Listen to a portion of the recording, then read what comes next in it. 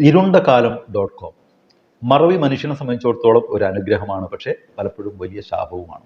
10 വർഷം മുമ്പുള്ള ഉമ്മൻചാണ്ടി ഭരണത്തെക്കുറിച്ച് നമ്മളിൽ പലരും മറന്നു.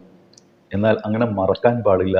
കാരണം ഇപ്പോൾ സതീശൻ ഒരു യാത്ര തുടങ്ങിയത് പച്ച നുണയുമായിട്ടാണ്. സതീശൻ പറയുന്നതും ആ ഭരണം UDFൻ്റെ ഭരണം തിരിച്ചു വരണമെന്നാണ്. അപ്പോഴാണ് നമ്മൾ മറക്കാൻ പാടില്ല ആ ഇരുണ്ട കാലം എന്നുള്ള രീതിയിൽ നികേഷ് കുമാർ അടക്കം നേതൃത്വം കൊടുക്കുന്ന ഇടതുപക്ഷത്തിൻ്റെ സൈബർ വിഭാഗം ഒരു വെബ്സൈറ്റ് രൂപകൽപ്പന ചെയ്തത്. ഈ വെബ്സൈറ്റിൽ പഴയ ആ UDFൻ്റെ കാലത്തുള്ള അന്നത്തെ TV ചാനലുകളൊക്കെ വന്ന വാർത്തകളൊക്കെ കോർത്തിണക്കിക്കൊണ്ടുള്ള വളരെ മനോഹരമായ വെബ്സൈറ്റാണ്.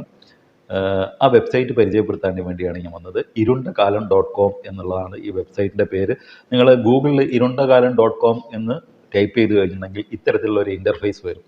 അവിടെ ആദ്യം നിങ്ങൾക്ക് മുകളിൽ ഒരു ശബ്ദത്തിൻ്റെ ഒരു ഐക്കൺ ഉണ്ടല്ലോ, അതിങ്ങനെ മ്യൂട്ടായി കിടക്കുന്നതാണ്. അവിടെ ഒന്ന് ക്ലിക്ക് ചെയ്ത് കഴിഞ്ഞാൽ അന്നത്തെ കാലത്തുള്ള എല്ലാ ഡിപ്പാർട്ട്മെൻറ്റുമായി ബന്ധപ്പെട്ടുള്ള വീഡിയോസും കാണാം. അതൊന്ന് കണ്ടിട്ട് വരാം.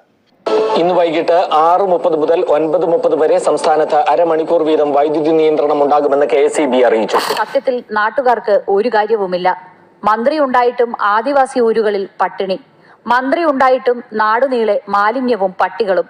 മന്ത്രി ഉണ്ടായിട്ടും പകർച്ചപ്പനിയും മരുന്നുക്ഷാമവും. മന്ത്രി ഉണ്ടായിട്ടും കയ്യേറിപ്പോകുന്ന സർക്കാർ ഭൂമി. പറഞ്ഞു തുടങ്ങിയാൽ തീരില്ല. റോഡിലിറങ്ങിയാൽ കാണുന്നതൊക്കെ കുഴികൾ. പ്രാഗിപ്പോകുന്നത് മന്ത്രി ഇബ്രാഹിം കുഞ്ഞിനെ. റേഷൻ കടയിൽ ചെന്നാൽ അരിയില്ല, പയറില്ല. ഒടുക്കത്തെ അഴിമതിയാണെന്ന് അറിയാതെ പ്രാഗിപ്പോകുന്നത് മന്ത്രി അനൂപ് ജേക്കബ് ഇല്ലാഞ്ഞിട്ടാണോ? സൽഭരണം കേന്ദ്രത്തിലും കേരളത്തിലും നടക്കുന്നതുകൊണ്ട് വല്ലാതെ ബുദ്ധിമുട്ടുകയാണ്. സ്കൂളുകളിലെ ശുചിമുറികളുടെയും കക്കൂസുകളുടെയും ശോച്യാവസ്ഥയുടെ നേർക്കാഴ്ചകൾ. മൂത്രമൊഴിക്കാൻ പോലും ആകാതെ അടക്കി പിടിച്ചിരുന്ന് പഠിക്കുന്ന വിദ്യാർത്ഥികളുടെ ശബ്ദം. നേരിന്റെ ഈ ദൃശ്യങ്ങളും ശബ്ദവും ഞങ്ങൾ പകർത്തി. അത് പൊതുസമൂഹത്തെ അറിയിച്ചു. ഉന്നത വിദ്യാഭ്യാസ രംഗത്ത് മികവ്, ആരോഗ്യ കേരളം മാതൃക, ഇതൊക്കെ എവിടെയോ പിഴച്ചെന്ന് ദൃശ്യങ്ങൾ വ്യക്തമാക്കി. ഒന്നും മിണ്ടാതിരിക്കാനും നടപടിയെടുക്കാതിരിക്കാനും നിവർത്തിയില്ലാതായി അധികൃതർ. ഗൈഡ് ലോബികളെ സഹായിക്കാൻ പാഠപുസ്തക അച്ചടി വൈകിപ്പിക്കുന്നതായി ആരോപണം. സ്കൂൾ തുറന്ന് 1.5 മാസം കഴിഞ്ഞിട്ടും പാഠപുസ്തകങ്ങൾ എത്തിക്കാൻ വിദ്യാഭ്യാസ വകുപ്പിന് ആയിട്ടില്ല. 5ാം ക്ലാസ്സിലെ മലയാളം, 7ാം ക്ലാസ്സിലെ മലയാളം, ഇംഗ്ലീഷ് എന്നീ വിഷയങ്ങളുടെ പാഠപുസ്തകങ്ങൾ സംസ്ഥാനത്തെ ഒട്ടുമിക്ക സ്കൂളുകളിലും എത്തിയിട്ടില്ല. കുട്ടികൾക്ക് സൗജന്യമായി നൽകേണ്ട പാഠപുസ്തകങ്ങളാണിത്. 58%, അതായത് പകുതിയിലേറെ കുട്ടികൾക്ക് പുസ്തകം നൽകാൻ ബാക്കിയുണ്ടെന്നാണ് സർക്കാരിന്റെ തന്നെ കണക്ക്. ഓണപരീക്ഷ എത്താറായിട്ടും പാഠപുസ്തകങ്ങൾ കിട്ടാതായതോടെ ഭീമമായ സംഖ്യയ്ക്ക് ഗൈഡുകളെ ആശ്രയിക്കേണ്ട അവസ്ഥയിലാണ് കുട്ടികൾ. കോഴിക്കോട് മെഡിക്കൽ കോളേജ് അത്യാഹിത വിഭാഗത്തിന് മുമ്പിലെ ഒരു പതിവ് കാഴ്ച കാണാം. സ്ട്രെച്ചറിലേക്ക്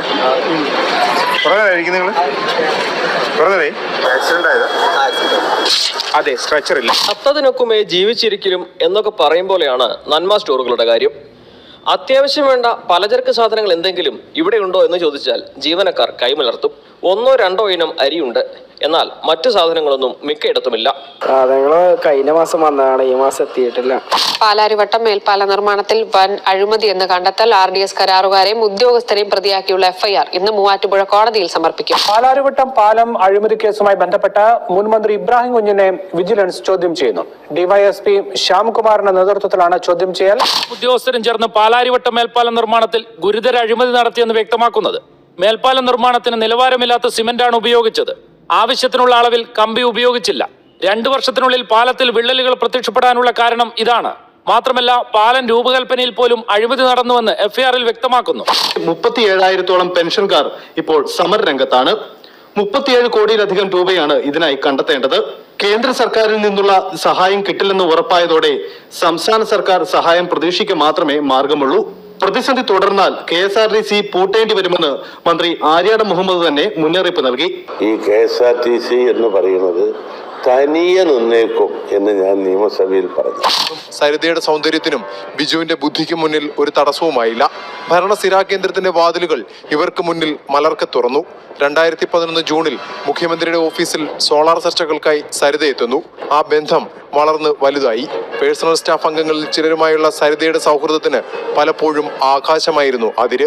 പിന്നീട് മുഖ്യമന്ത്രിയുടെ ഓഫീസുമായുള്ള അടുപ്പം ഉപയോഗിച്ച് സംസ്ഥാനമൊട്ടാകെ വലിയ പണക്കാരുടെ മടിശീലകൾ ലക്ഷ്യമിട്ടുള്ള തീർത്ഥാടനമായിരുന്നു. പലരെയും വീഴ്ത്തിയത് മുഖ്യമന്ത്രിയുടെ ഓഫീസുമായുള്ള അടുപ്പം അവരെ വിശ്വസിപ്പിച്ചുകൊണ്ടായിരുന്നു എന്നതും ഞെട്ടിപ്പിക്കുന്ന മറ്റൊരു വസ്തുത.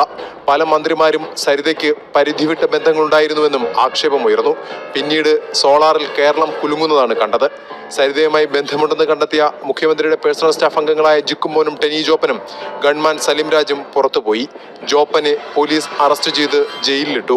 ആഭ്യന്തരമന്ത്രിയായിരുന്ന തിരുവഞ്ചൂർ രാധാകൃഷ്ണൻ സരിതയുടെ പക്കൽ നിന്ന് കിട്ടിയ പെൻഡ്രൈവ് കൊണ്ട് കോൺഗ്രസ് രാഷ്ട്രീയത്തിൽ വിലപേശൽ നടത്തിയെന്ന ആരോപണം വരുന്നു. മുഖ്യമന്ത്രിയുടെ ദില്ലിയിലെ വിശ്വസ്തന്റെ ഇടപെടലുകളും മകന്റെ ബിസിനസ്സുകളും പുതിയ വെളിപ്പെടുത്തലുകൾ. പിന്നീടിങ്ങോട്ട് കേരളം കണ്ടതും കേട്ടതും നാറിയതും അറയ്ക്കുന്നതുമായ കിടപ്പറ കഥകൾ. ഒടുവിൽ മുഖ്യമന്ത്രിക്കെതിരെ വരെ ലൈംഗിക ആരോപണങ്ങൾ.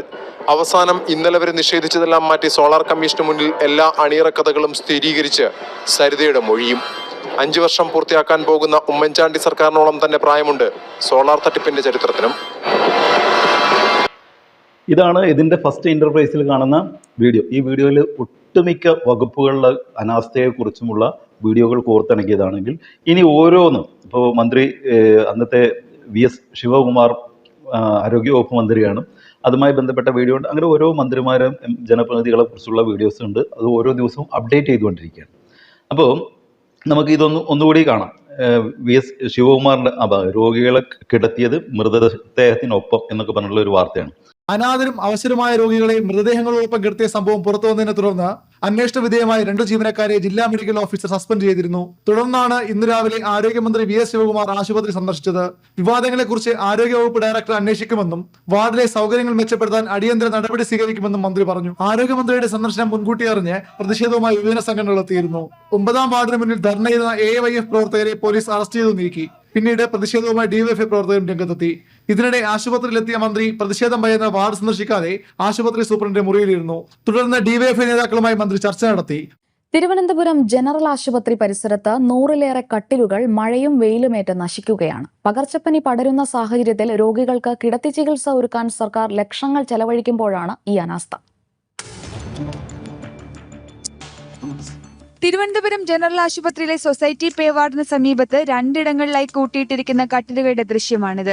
ഒടിവോ കേടോ പറ്റാത്ത ഈ കട്ടിലുകൾ വെയിലും മഴയുമേറ്റ് ഉപയോഗശൂന്യമാവുകയാണ്. പല കട്ടിലിലും മരങ്ങൾ കിളിർത്തു തുടങ്ങി. മെഡിക്കൽ കോളേജ് ആശുപത്രിയിൽ ഉൾപ്പെടെ കട്ടിലിനടിയിലും നിലത്തും വരാന്തയിലുമായി 100 കണക്കിന് രോഗികളെ നിലത്ത് കിടത്തി ചികിത്സിക്കുമ്പോഴാണ് ആശുപത്രി അധികൃതരുടെ ഈ അനാസ്ഥ. പകർച്ചപ്പനി ചികിത്സാർത്ഥം കട്ടിലുകൾ ഉൾപ്പെടെ കിടത്തി ചികിത്സാ സൗകര്യമൊരുക്കാൻ RSBY ഫണ്ടും സംസ്ഥാന സർക്കാരിന്റെ പ്രത്യേക ഫണ്ടും ചെലവഴിക്കുന്നുണ്ട്. ലക്ഷങ്ങൾ ചെലവഴിക്കുമ്പോഴും ഈ കട്ടിലുകൾ ഉപയോഗപ്രദമാക്കാൻ പക്ഷേ നടപടിയില്ല. അന്ന് ആരോഗ്യ മേഖലയ്ക്ക് ചെലവഴിച്ച ഫണ്ടിൻ്റെ 10 മടങ്ങ് പൈസയാണ് ഇപ്പോൾ ചെലവഴിക്കുന്നത്. നമ്മുടെ ആശുപത്രികളൊക്കെ ഹൈടെക് ആക്കി, നമ്മുടെ പ്രാഥമിക ആരോഗ്യ കേന്ദ്രങ്ങളൊക്കെ കുടുംബാരോഗ്യ കേന്ദ്രങ്ങളാക്കി, 1 ഡോക്ടർ ഉണ്ടായിരുന്ന സ്ഥലത്ത് 3 ഡോക്ടർമാരായി.